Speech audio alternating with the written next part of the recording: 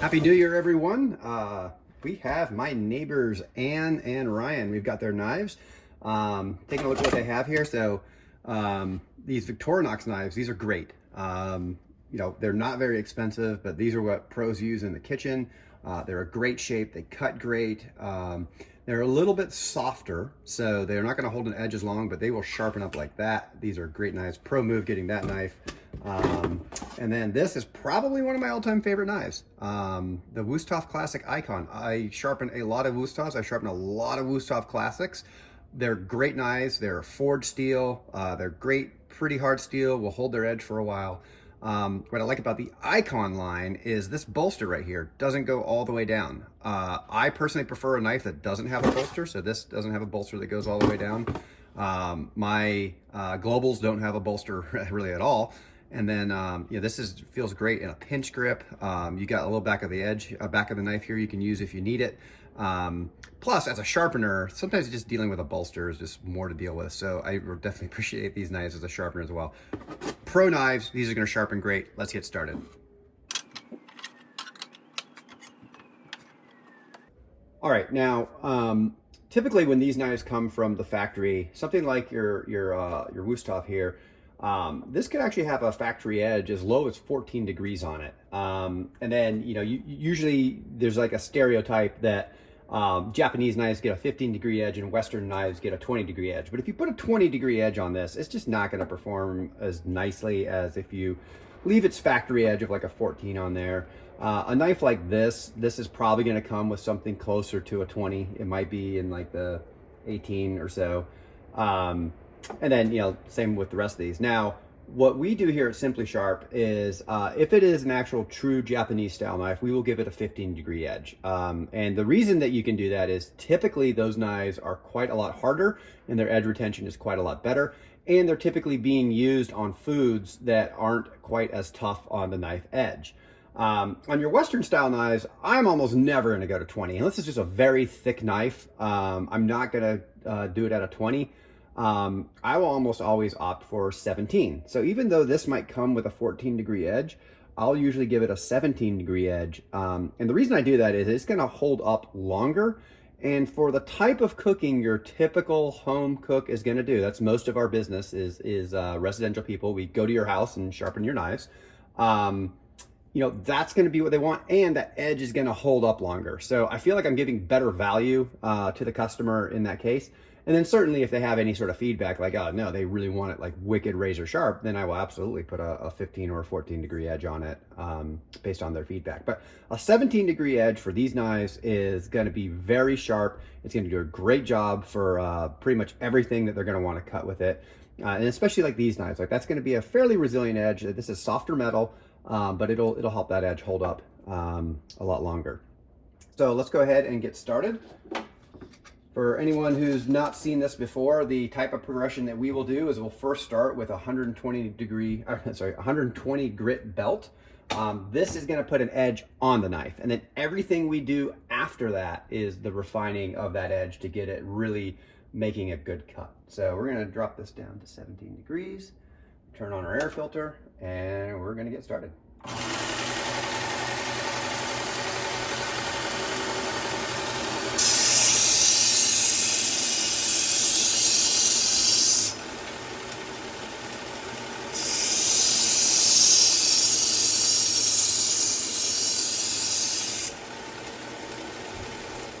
Visually, I can see that a burr formed, and I can also feel it with my fingertip.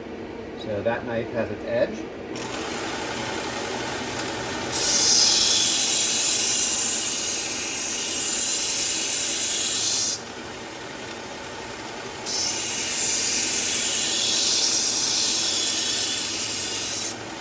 So that also was two passes like the Wüsthof, but there's nothing even close to an edge on this. Like you can't cut yourself with that knife right now.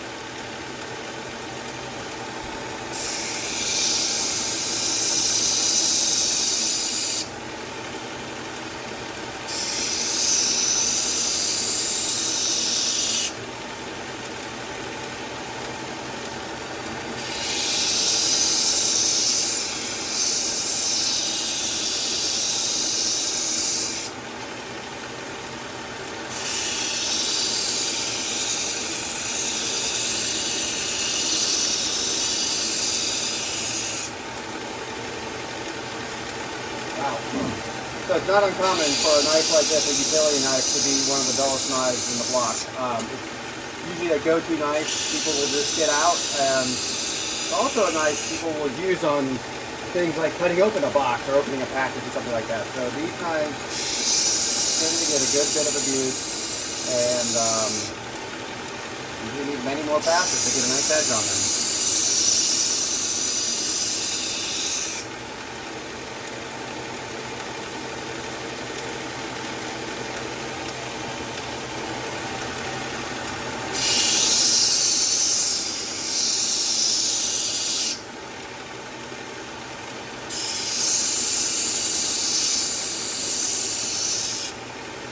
The other thing, I don't know if I'd seen this knife of theirs before. This may have been a knife that came with a 20-degree edge, and I just took it down to a 17-degree edge. That often takes a little bit of additional effort as well.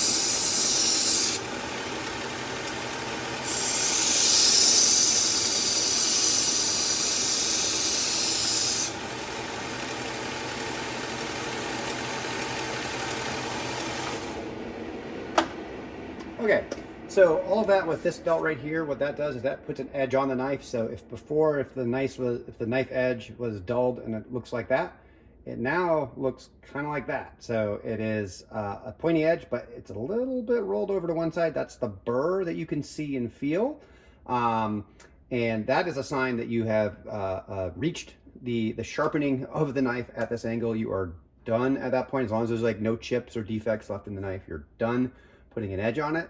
Everything after this is a refinement. So I do kind of compare this to woodworking. It's kind of like sanding, in that you start with lower grits and you work your way up to higher grits. In the case of kitchen knives, what we're going to do is we're going to take this up to about a 600 to 800 grit is where it's about as high as I would take it. And the reason is that's still going to leave some toothy grain in the knife that actually helps with the performance for cutting through foodstuffs. It's not where you would want to stop with something like a razor. But for kitchen knives, this is what you want. For something like garden tools, you'd probably actually just stop right here at about 120. So maybe go up to like 400 on some things. But for kitchen knives, 600 to 800.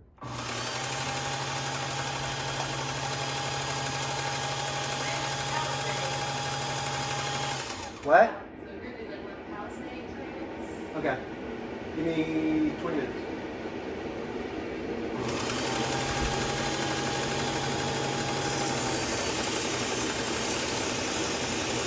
There's actually two things that we're doing here.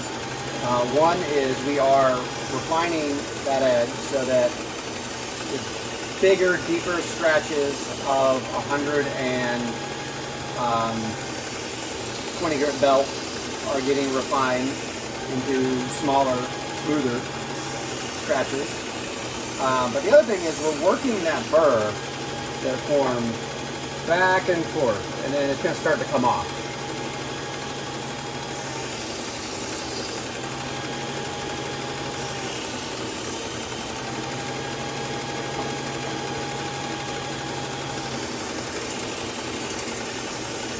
For those of you who are sharpening knives, this is an area where you'll really start to notice different metals and their behavior. So some of these burrs come right off, others are pretty stubborn and take many more passes than you would care for.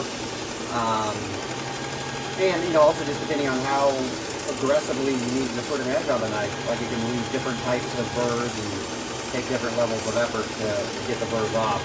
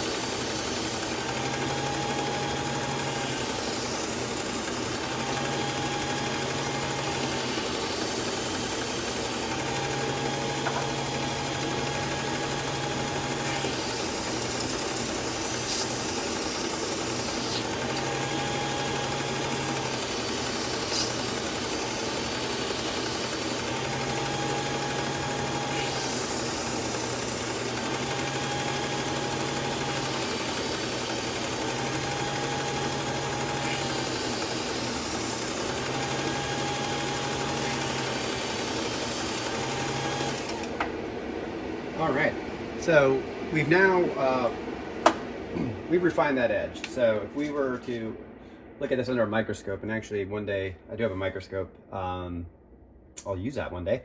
But if you were to take a look at that, instead of like big wide grooves like that, this big huge grains in the edge of the knife, now they're like a bunch of smaller, tinier, smoother grains in the knife. And so what that's going to do if you didn't do that, when you try to cut through something, those bigger grains are going to grab more and cause more friction. You'll feel more drag as you're using the knife. So this is going to help that. This is also going to, I've been told, I don't really completely understand this, and it's something I'm working on learning more about, that more refined of an edge does add more stability and strength to the edge to help it stay sharp longer. I am kind of curious how exactly that works, and not 100% sold if it's true, but I've been led to believe that. So there we go. Regardless, this is the proper technique to sharpen these types of knives. The last thing we're going to do is we're going to do a strop, and a strop is basically just applying compound to typically some like leather or denim is a typical material. In here at Simply Sharp, we have a bunch of leather belts that we will apply a compound to. So it's just a piece of leather. It holds compound, and the compound does all the polishing. We're actually going to use this new felt belt. This is another way of stropping that I've been using. I've been getting pretty good results with. It seems to work really well with this particular type of compound as well.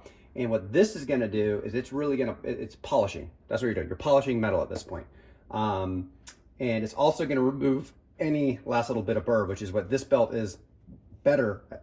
This belt is better at removing that burr than the leather. But it also holds the compound well, and the compound is what's doing the polishing.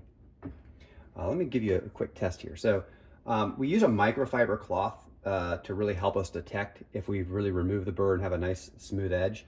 Right now with where it's been, see how it's just grabbing, right? So we want it to not do that.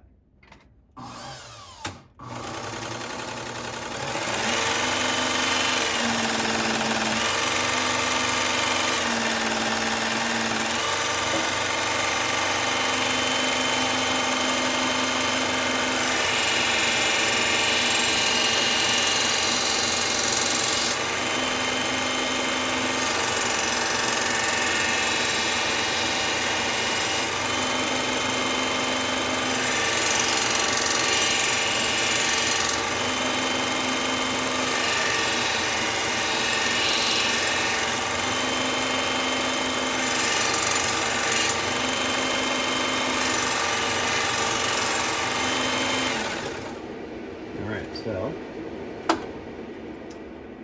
back to our microfiber. So we're going to just wipe this down. All right. See? Nothing's grabbing. It's nice and smooth. That is good to go. On to the rest of them.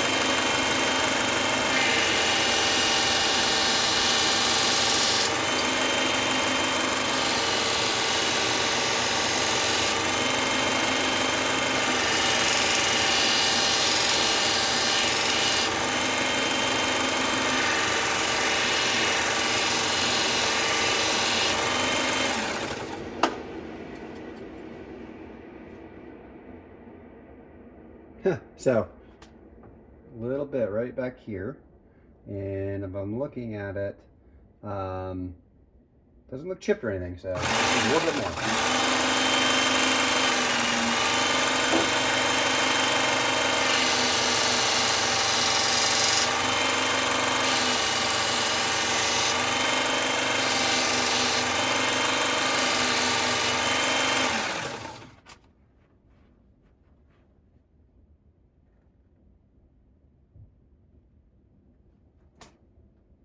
There's one little spot back there.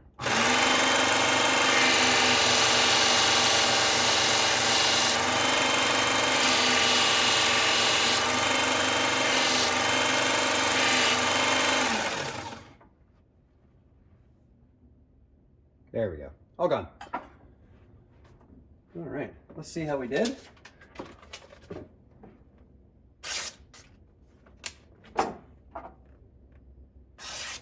So, wicked sharp knives. These are going to perform great.